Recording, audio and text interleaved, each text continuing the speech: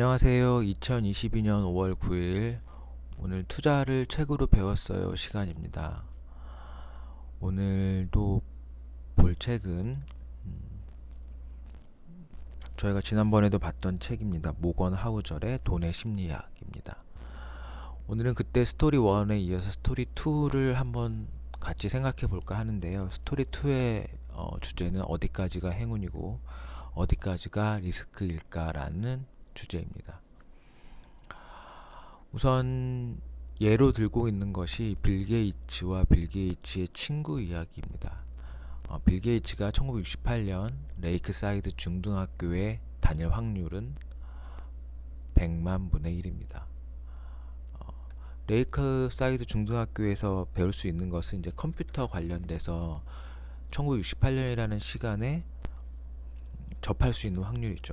그 당시에 있는 전 세계 3억 300만 명의 중등학교 연령의 인구 중에 워싱턴주에 27만 명이 살고 있었고, 그 중에 시애틀 인근에 살던 사람이 10만 명이 조금 넘고, 그 중에 레이크사이드 중등학교에 다닐 수 있는 사람은 겨우 300명. 이 300명은 컴퓨터를 배울 수 있는 상황이 됐었다는 거죠. 그런데 빌 게이츠랑 같이 컴퓨터를 배웠던 아주 똑똑한 학생 중에 한 명인 바로 빌 게이츠의 친구 켄트 에번스입니다.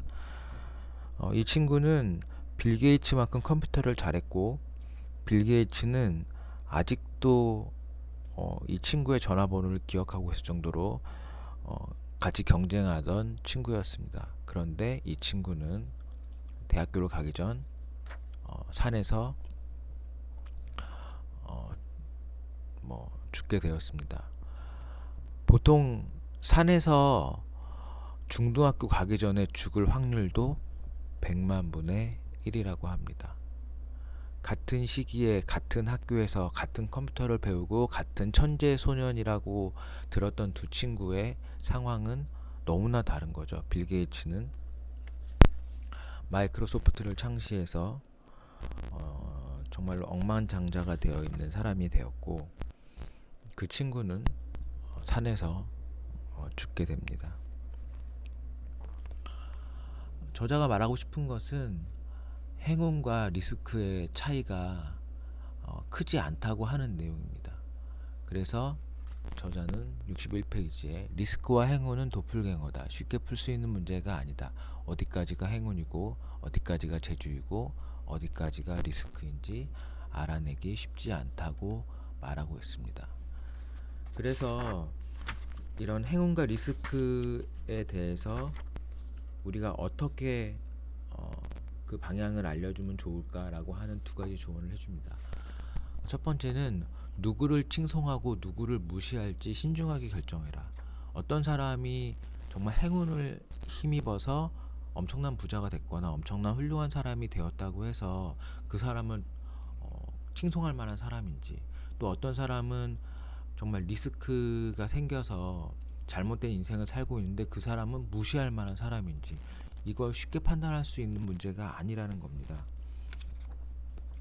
그래서 저자는 이런 얘기를 합니다. 61쪽을 한번 읽어보면, 어떤 사람은 교육을 권하는 가정에서 태어나고 어떤 사람은 교육을 반대하는 가정에서 태어난다. 어떤 사람은 모험 정신을 장려하는 경제 번영기에 태어나고 어떤 사람은 전쟁과 결핍의 시대에 태어난다. 나는 내가 성공하기를 바라고 내 힘으로 그렇게 되기를 원한다. 하지만 모든 성공이 모든 덕분도 아니고 모든 빈곤이 게으름 때문도 아니라는 사실을 꼭 알아두어라. 너 자신을 포함해 누군가를 판단할 때는 이 점을 반드시 기억해라.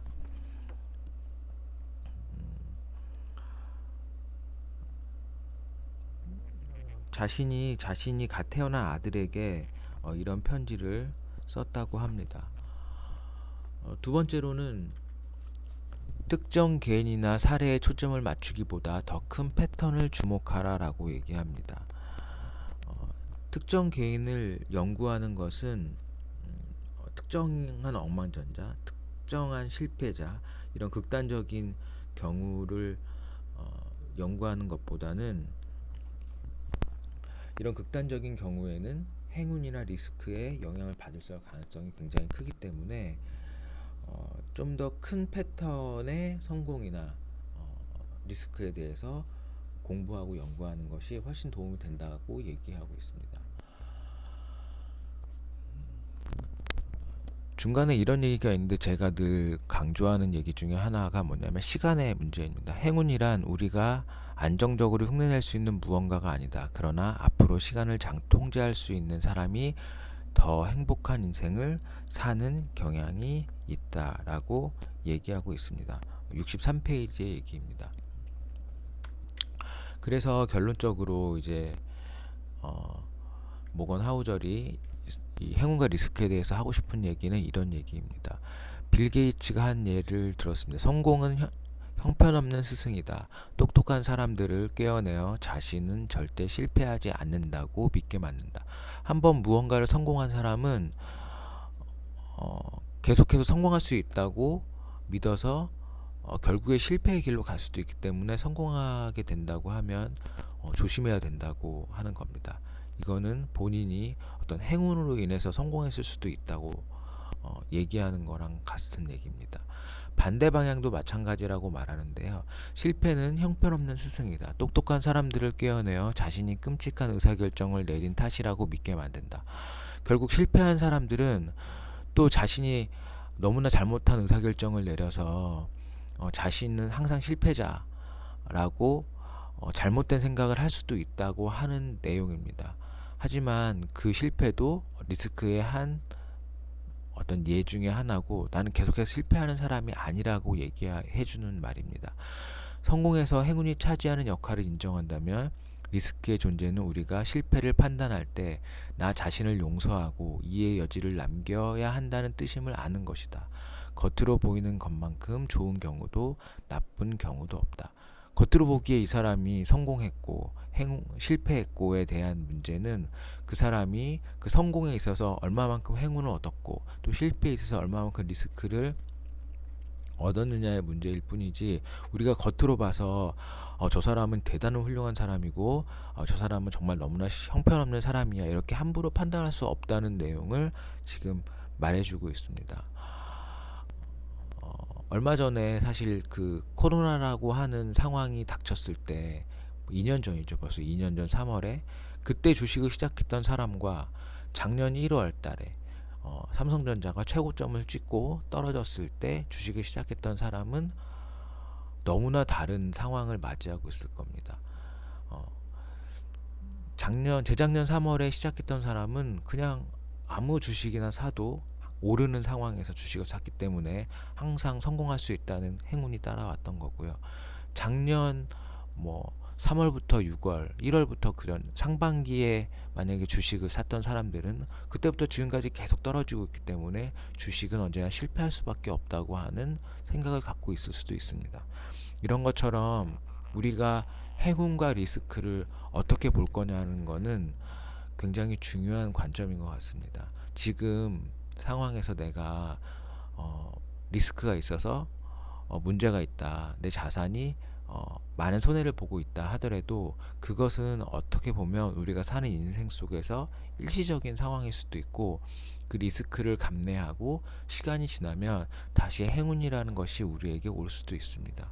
그러니까 이 돈의 심리학에서 이 모건 하우절이 하고 싶은 말은 행운과 리스크는 정말 백지한장 차이다. 그리고 그 상황 속에서 우리가 할 수 있는 일은 별로 없다. 그러니까 너무 걱정하지도 또 너무 자만하지도 말아라 하는 내용을 얘기해주고 있는 것 같습니다. 여러분들도 이 행운과 리스크에 대해서 한번 곰곰이 생각해 보시고 이런 문제에 대해서 같이 얘기하고 싶은 것이 있으면 언제든지 댓글로 남겨주시면 감사드리겠습니다. 그리고 이 영상이 마음에 드셨다면 구독, 좋아요, 알림 버튼도 꼭 부탁드리겠습니다. 오늘 여기까지 하도록 하겠습니다. 감사합니다.